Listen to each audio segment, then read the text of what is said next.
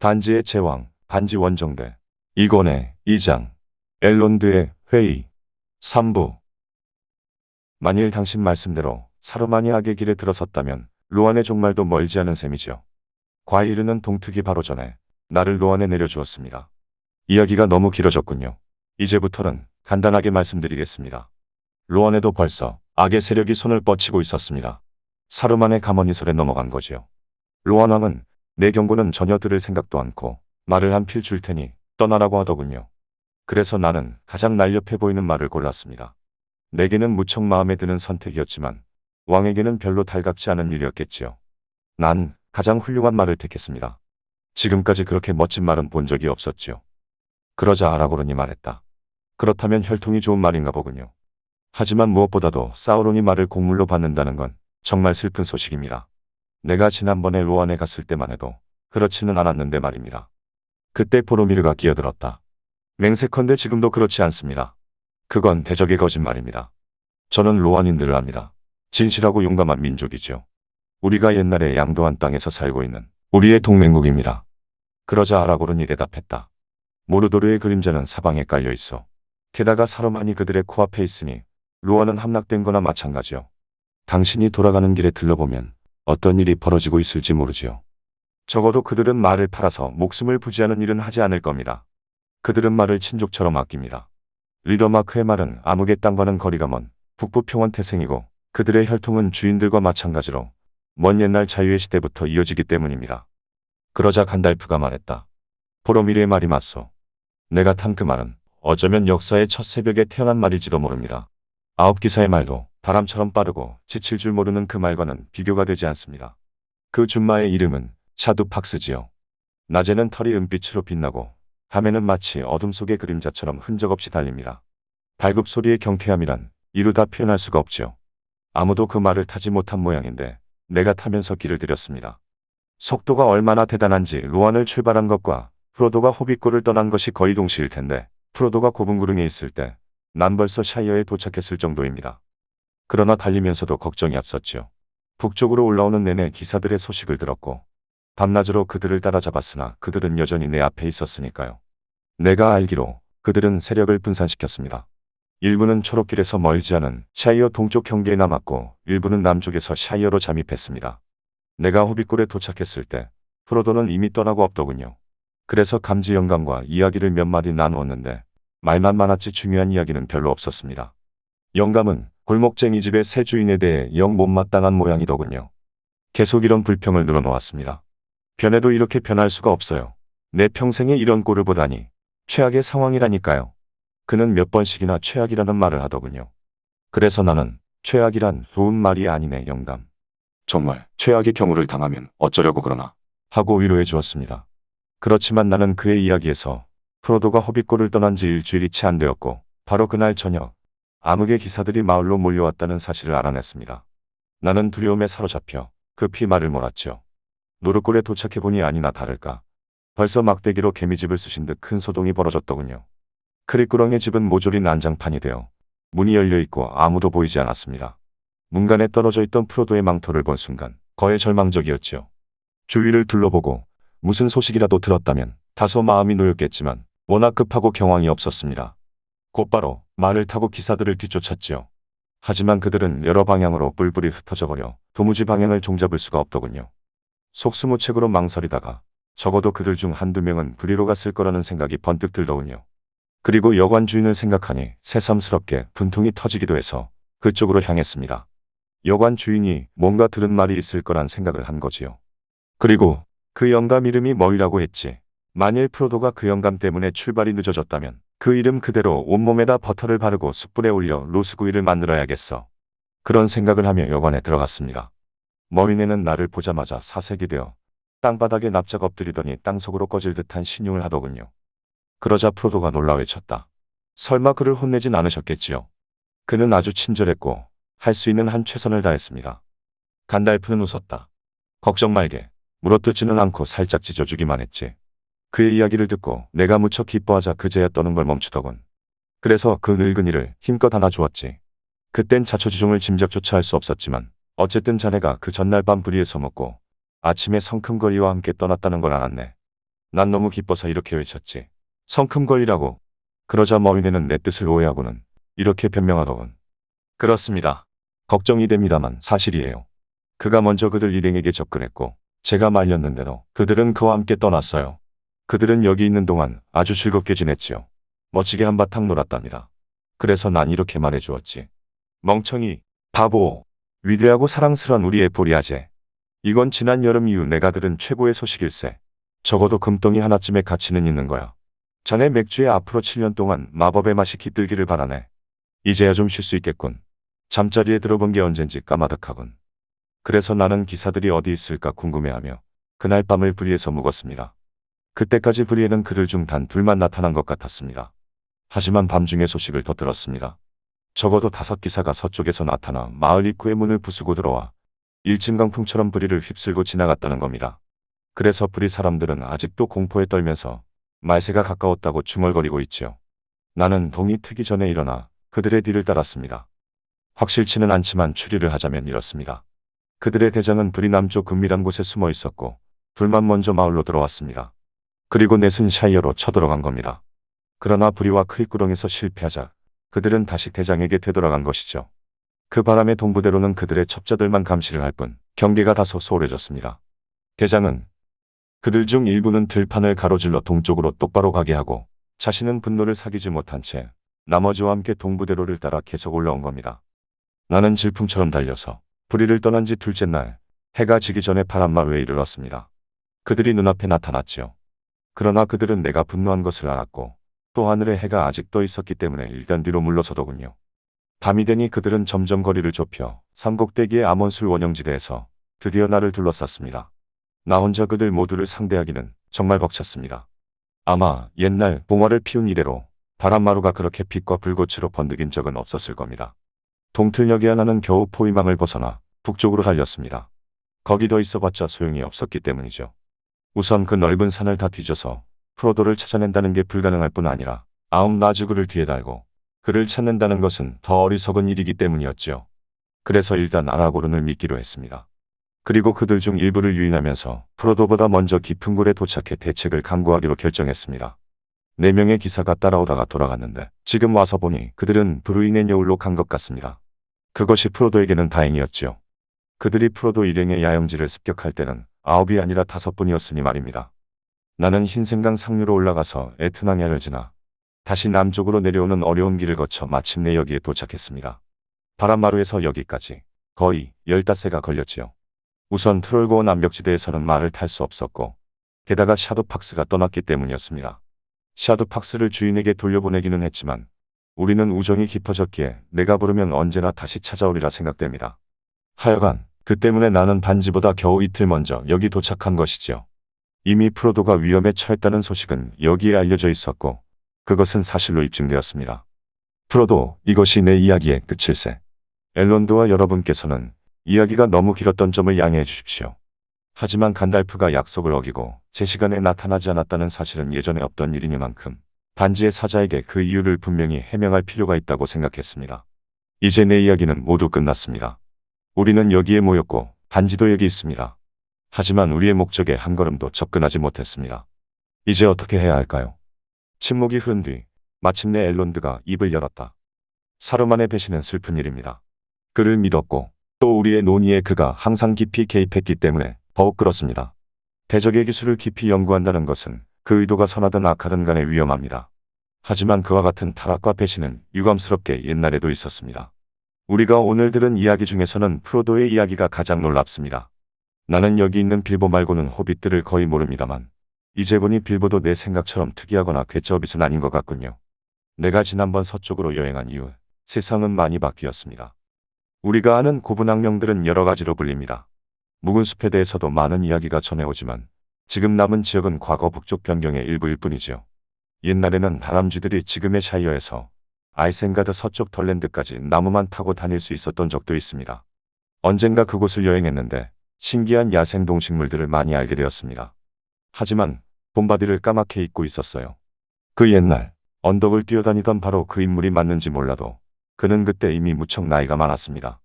그때는 그 이름이 아니었습니다. 우리는 그를 나이가 많고 아버지가 없다는 뜻으로 야르와인 베나다르라고 불렀습니다만 그 밖에 다른 종족이 붙인 이름도 많았지요. 난쟁이들은 포른이라 불렀고 북부인들은 오랄드라고 불렀습니다. 이상한 인물이죠. 오늘 회의에 초청했으면 좋았을 걸 그랬어요. 오지 않았을 겁니다. 간달프가 말했다. 그러자 에레스토르가 물었다. 지금이라도 연락해서 그의 도움을 청하는 게 어떻겠습니까?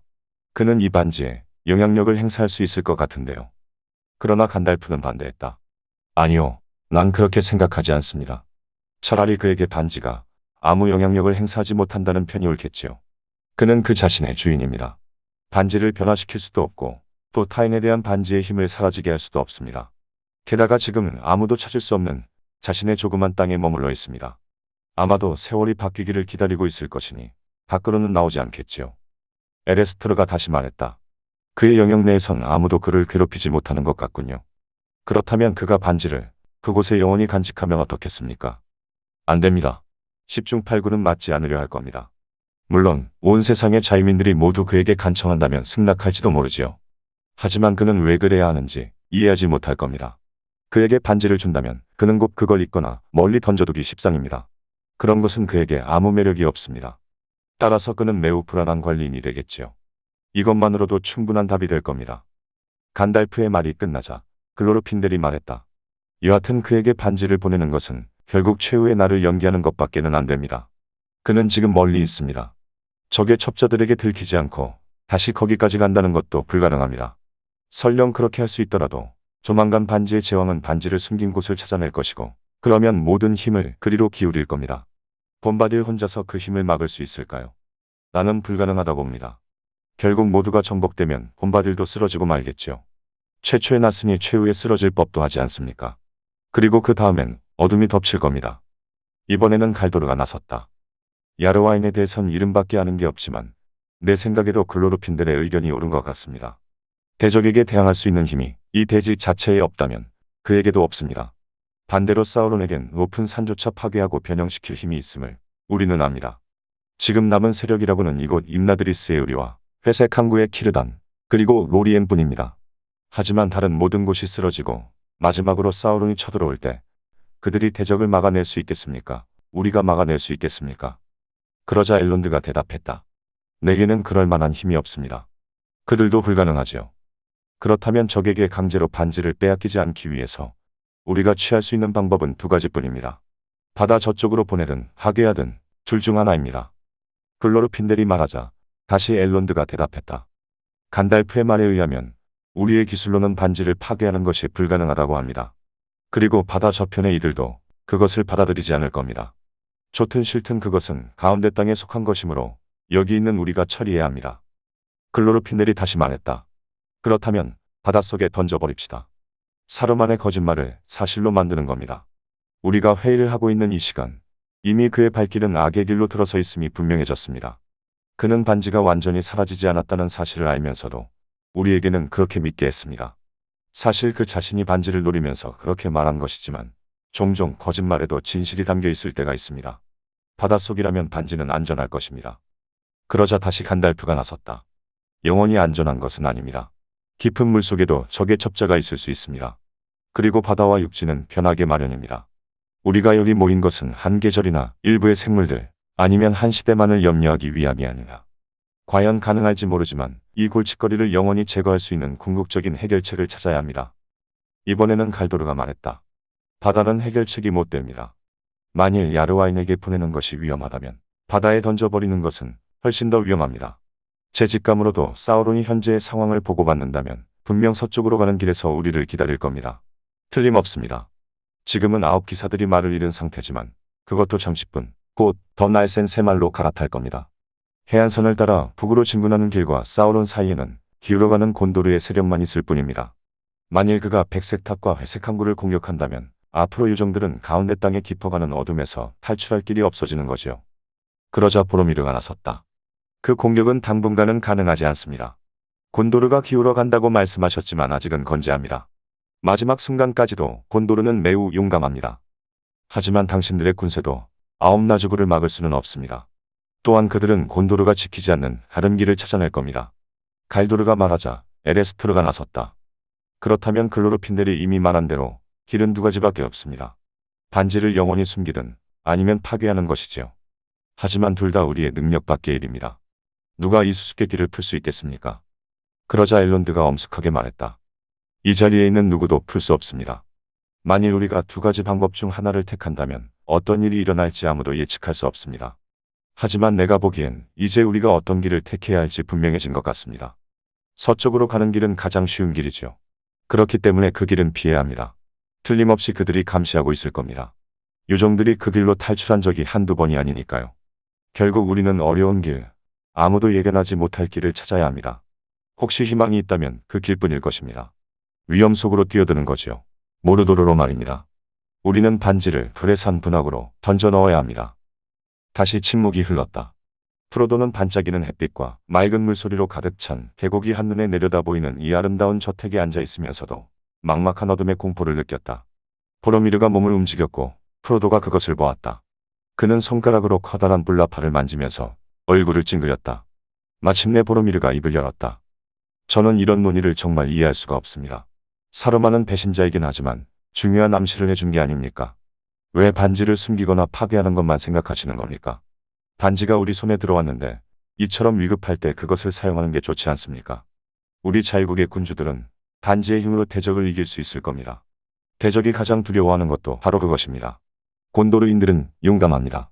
우리는 결코 항복하지 않을 겁니다. 그러나 우리도 언젠가는 패배할지도 모릅니다. 용기는 먼저 힘을 필요로 하고 그 다음엔 무기를 필요로 합니다. 여러분이 말씀하신 대로 반지에 그처럼 놀라운 힘이 있다면 반지를 우리의 무기로 하면 됩니다. 그러면 승리도 우리의 것이 되지 않겠습니까? 그러자 엘론드가 말했다. 안 돼요. 우리는 지배의 반지를 사용할 수 없습니다.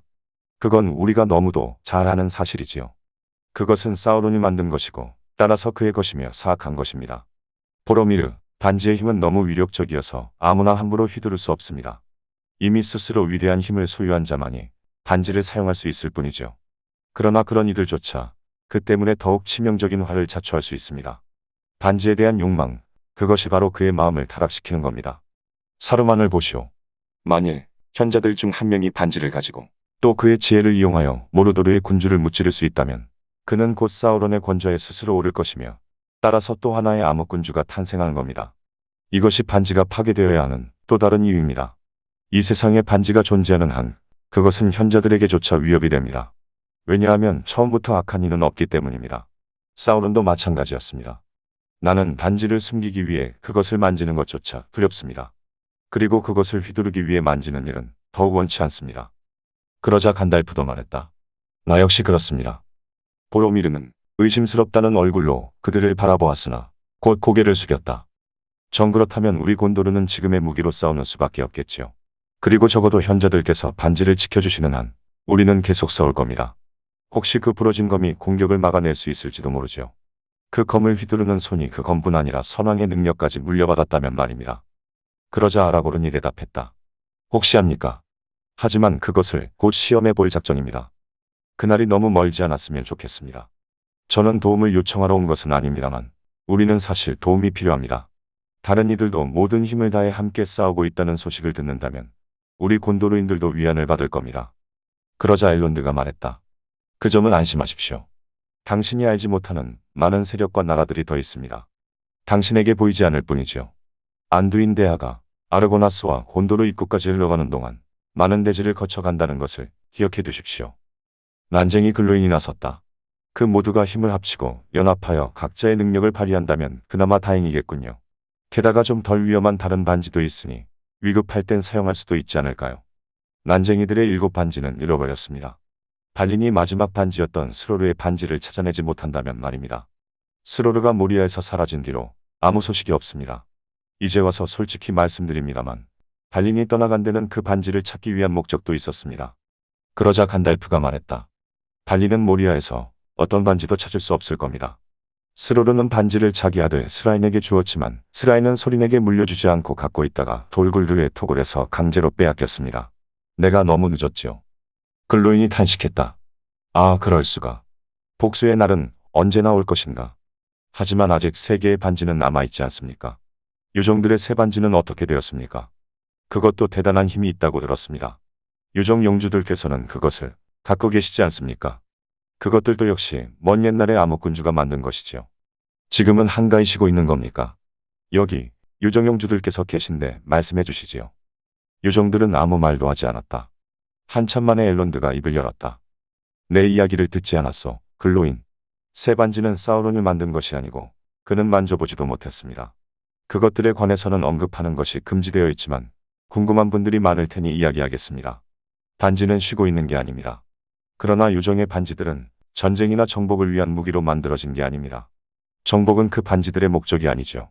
그 반지들을 만든 이들은 힘과 지배와 부의 축적을 바란 것이 아니라 이해와 생성, 치유, 순수의 보존을 희망했습니다. 가운데 땅의 유정들은 슬픈 일도 많이 겪었지만 어느 정도 그런 목적을 이룰 수 있었지요. 그러나 만일 사우론이 절대 반지를 손에 넣게 되면 세계의 반지를 이용하여 이루어놓은 모든 것들을 허물 것입니다. 그리고 그것을 소유한 이들의 머릿속과 가슴속은 모두 그에게 훤히 들여다보이게 됩니다. 세계의 반지는 차라리 없던 게 더 나을지도 모르게 될 것입니다. 그것이 적의 목적이죠. 그런데 당신 말씀대로 절대 반지가 파괴된다면 그때는 어떻게 됩니까? 글로인이 다시 묻자 엘론드는 슬픈 음성으로 대답했다. 나도 정확히는 모릅니다. 어떤 이들은 새 반지는 사우론이 건드린 적이 없기 때문에 자유를 찾아 사우론이 끼친 이 세상의 해악들을 치유할 수 있을 것이라 희망적으로 생각하기도 합니다. 하지만 내 생각으로는 절대 반지가 파괴되면 새 반지도 힘을 잃을 것이고 많은 아름다운 것들은 사라져 결국 망각되고 말 것입니다. 나는 그렇게 믿습니다. 그러자 글로르핀델이 말했다. 하지만 사우론을 물리치고 그의 집에 대한 공포를 영원히 잠재울 수 있다면 모든 유정들은 그러한 희생을 기꺼이 받아들일 것입니다. 에레스터르가 말했다. 결국 우리는 다시 반지를 파괴하는 문제로 돌아왔군요. 하지만 한 발짝도 더 나아가지 못했습니다. 반지를 만들어낸 그 불을 찾을 수 있는 능력을 가진 이가 누구입니까? 그것은 절망의 길입니다. 한없이 지혜로우신 엘론드께서 말리시지 않는다면 나는 차라리 어리석음의 길이라 부르고 싶습니다. 그러자 간달프가 말했다. 절망이나 어리석음이라고요? 절망은 아닙니다.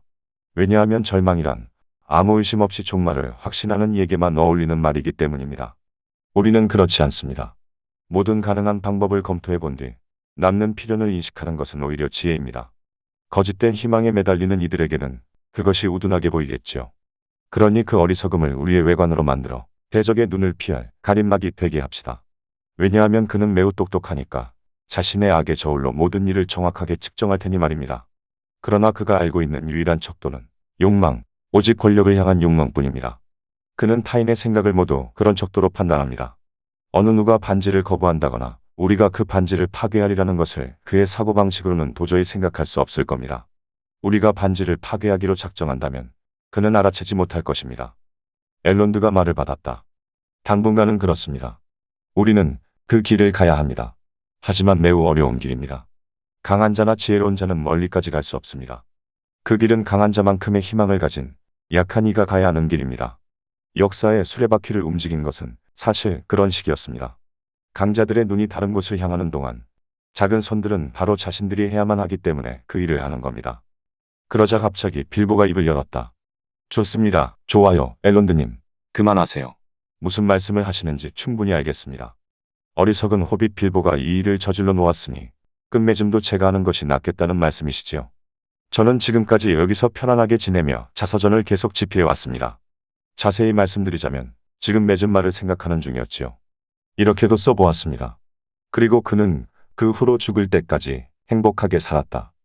전에 많이들 써먹은 말이긴 하지만 훌륭한 맺은 말이지요. 이제는 그 말대로 실현될 것 같지 않으니 바꿔야겠습니다. 그리고 제가 다시 끝을 맺을 수 있다면 새로운 내용을 많이 추가해야겠어요. 정말 골치 아프군요. 언제 출발할까요? 보로미르는 놀라서 빌보를 바라보았다. 둘러앉은 모든 참석자들이 그 늙은 호빗의 말을 대단히 진지하게 받아들이는 걸 보고 그는 터져나오는 웃음을 참아야 했다. 오직 글로인만이 아득한 옛 기억을 되새기며 소리 없이 웃고 있었다. 간달프가 말했다. 물론일세, 사랑하는 빌보. 자네가 만일 정말로 이 일을 시작했다면 끝을 내야 옳겠지. 하지만 자네도 잘 알다시피 시작이란 어느 누구에게도 쉬운 일이 아니야. 그 어떤 큰일이라도 영웅이 할 수 있는 것은 아주 작은 부분에 불과하다네. 자네가 그럴 필요는 없어.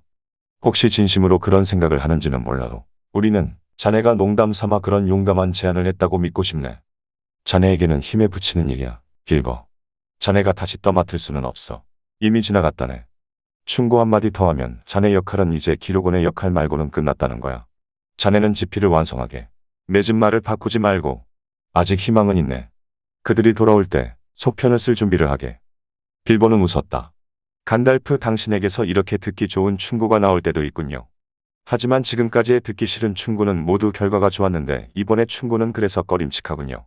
저는 아직 제게 그 반지를 책임질 만한 힘이나 운이 남아있다고는 생각하지 않습니다. 반지는 컸는데 저는 그렇지 않거든요.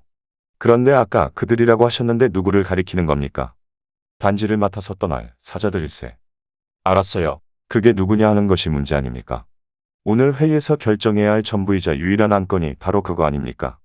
요정들은 끝없이 떠들고 난쟁이들은 진득하게 들을는지 모르겠지만 저는 늙은 호빗일 뿐이고 또 점심 먹을 때도 되었어요. 누구 생각나는 이름 없나요? 아니면 식사 후에 다시 모일까요? 아무도 대답이 없었다. 정오의 종이 울렸다. 여전히 아무도 입을 열지 않았다. 프로도는 모두의 얼굴을 흘끗 둘러보았으나 자신을 바라보는 눈은 없었다. 모든 참석자들은 깊은 생각에 잠긴 듯 눈을 내리깔고 있었다. 거대한 두려움이 그를 덮쳤다. 오랫동안 예견해왔으나 결코 일어날 리가 없다고 헛되이 희망을 품고 있었던 어떤 운명이 마침내 선고되는 것을 기다리고 있는 기분이었다. 마음에는 빌보와 함께 깊은 골에서 평화롭게 살아가고 싶은 욕망이 강하게 일었다. 마침내 그는 억지로 입을 열었다. 그는 자신의 조그마한 목소리가 마치 다른 어떤 힘에 이끌려 나오기라도 하듯 자신의 목소리를 들으려고 귀를 기울였다. 제가 반지를 맡겠습니다. 길은 잘 모르지만요. 엘론드가 고개를 들어 그를 바라보았다. 프로도는 그의 눈길이 갑자기 날카로운 창끝처럼 가슴에 와서 박히는 것을 느꼈다. 내가 지금까지 들은 이야기가 모두 옳다면 이 일은 프로도 자네의 몫이라고 생각하네. 자네가 길을 찾을 수 없다면 아무도 찾을 수 없을 걸세. 지금은 샤이어의 호빗들이 그 고요한 들판에서 일어나 강자들의 탑과 지혜를 흔들어 놓을 시간이야. 어느 현자가 이것을 예견할 수 있었겠는가? 아니, 그들이 진정 현명하다면 왜 시간이 무르익기 전에 이런 사실을 구태여 알고자 하겠는가? 하지만 이것은 무거운 짐일세. 너무 무겁기 때문에 아무도 남에게 떠맡길 수 없는 짐이야. 나 역시 이 짐을 자네에게 떠맡기지 않겠네. 다만 자네가 기꺼이 맡아준다면 자네의 선택이 옳다고 말해주고 싶네. 그리고 고대의 저 위대한 요정의 친구들, 곧 하도로와 후린, 투린, 베렌이 모두 한자리에 모인다 해도 자네도 그들과 동석할 수 있을 걸세. 그때 마루 한 구석에 숨어서 엿듣고 있던 샘이 더는 참을 수 없었는지 불쑥 튀어나오며 말했다. 하지만 프로도 씨를 혼자만 보내시는 건 분명 아니겠지요. 엘론드는 그를 향해 웃으며 말했다. 물론이지. 적어도 자네는 함께 가야지. 보다시피 지금 여기서 비밀 회의를 하는데도 자네를 떼어놓을 수 없지 않았는가 말이야. 샘은 얼굴을 붉히고 앉으면서 중얼거렸다. 이제 진짜 아슬아슬한 모험을 하게 되었군요, 프로도 씨. 그러면서 그는 고개를 휘휘 내저었다.